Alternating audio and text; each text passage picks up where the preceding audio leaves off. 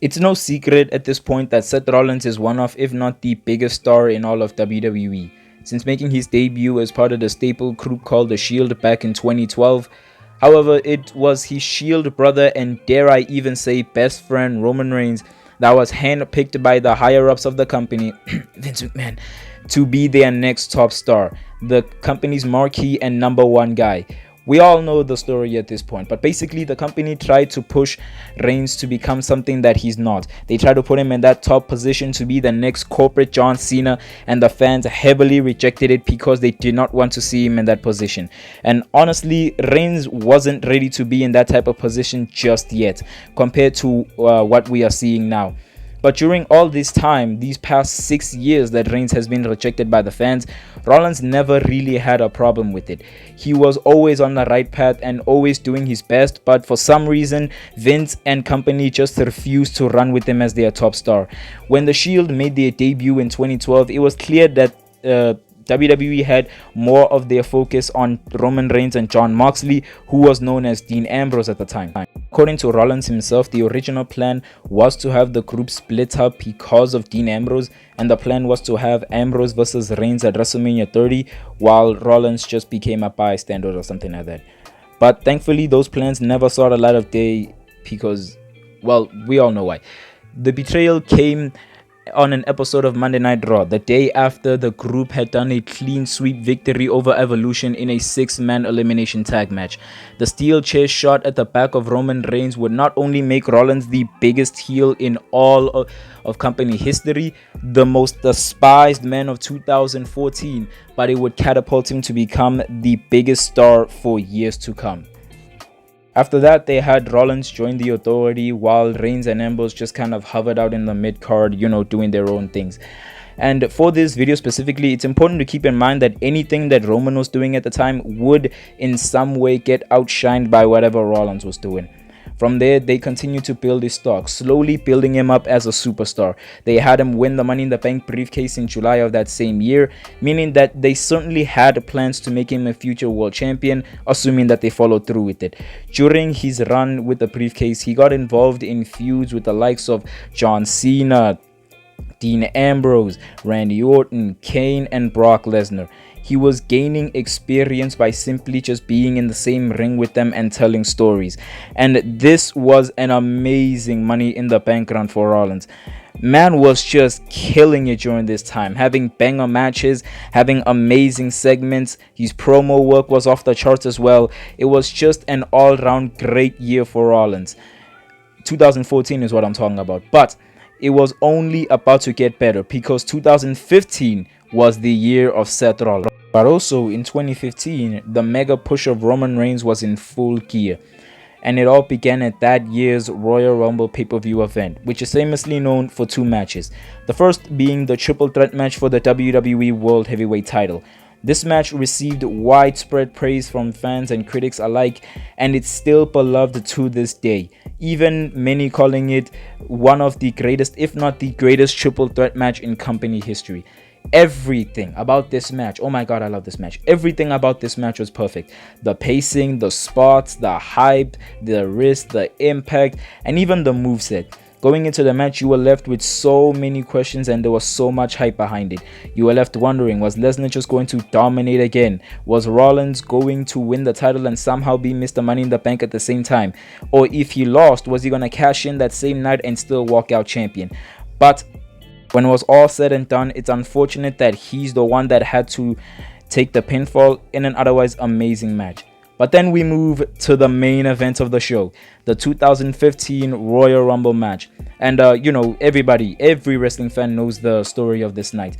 The audience wanted the winner to be Daniel Bryan, but the company didn't listen, flopped, and instead gave the win to Reigns. And because of this is now regarded as the worst Royal Rumble match in company history. Bro, just imagine how many Rumble matches we've had up until this point. But from here, WWE began the Lesnar vs Reigns feud from Mania 31, while Rollins settled for his match against Randy Orton in the opener, which he unfortunately lost due to an amazing RKO. But hey, we'll get him next time. And, it's important to keep in mind that he's still Mr. Money in the Bank, so, yeah, he still got that, right? But now it's time for the main event. The match built around Mania 31, and it is for the WWE World Heavyweight Championship. Your challenger, Roman Reigns, and defending champion Brock Lesnar. And, going into the match, basically everybody just assumed that the company would have Reigns take the title off Brock at Mania. So it was finally time to just get this over and done with, because the fans were not hyped for this match. But Roman and Brock fought for like 20 minutes in what was a surprisingly amazing match. A match fitting to be in the main event of WrestleMania. They had an amazing match that is still beloved to this day. They made it work even though it was not meant to do that in the first place. It seemed like an actual brawl. They seemed like they wanted to kill each other, and they actually hated each other. They worked so well together, it doesn't even make any sense. And they showed that they do have that chemistry. Something that we don't see later on in the years. But none of that even matters, because Brock didn't walk out as champion. So that means that Reigns won the title, right? Nah, man. It was Seth Rollins. He cashed in his Money in the Bank briefcase during the match and took the title from Brock. And he stole his Shield brothers' moment from him in a very poetic fashion. That is outrageous. From there, they would raise Rollins' stock by having him beat Ambrose, Orton, Kane, Lesnar, and Cena. The same people that he beat when he was Mr. Money in the Bank. And at one point, he was both the WWE World Champion and the United States Champion. And he was at the top of the world with seemingly nothing could stop him. And I ain't sure if this is what they were going to do, but it seemed as though they were going to have Rollins hold the world title until Mania 32 and have Reigns take the title off him in what would have been a very poetic fashion, since he stole it from him at Mania 31 and then Reigns gets it back the following year. But that obviously never even happened, because at the height of his career, Rollins unfortunately got injured towards the end of 2015 working a house show with Kane in Dublin, Ireland. So, WWE were now left high and dry without a legitimate star to carry the company. The title was given to Roman, and out of a desperate attempt to push him as the top star again, even though, nobody wanted that. He feuded with the Authority towards the end of 2015 and the beginning of 2016. He beat Triple H in the main event of Mania 32 in what was a very lackluster match, until Seth Rollins finally made his return to take back the title that he never even lost. And surprisingly, the company gave it to him in a WWE title match at that year's Money in the Bank pay-per-view event. And Rollins was at top of the world with 2 world title reigns and the top star in the company. Until, Dean Ambrose stole his moment away from him by cashing in the Money in the Bank briefcase. But we don't talk about that. From there, he would not really do much in 2017. They briefly reunited the Shield before Ambrose legitimately got hurt and had to leave. In 2018, Reigns basically feuded with Lesnar for the majority of the year, chasing the Universal title and being unsuccessful for the majority of it. Rollins won the IC title on Mania 34 and carried Monday Night Raw as its fighting IC champion in an amazing reign all year round. He carried that show and really made it Monday Night Rollins due to the absence of a world champion in Brock Lesnar. In 2019, the company seemed that they were finally running with him when they had him win the Royal Rumble and beat Brock Lesnar for the Universal title on 2 separate occasions.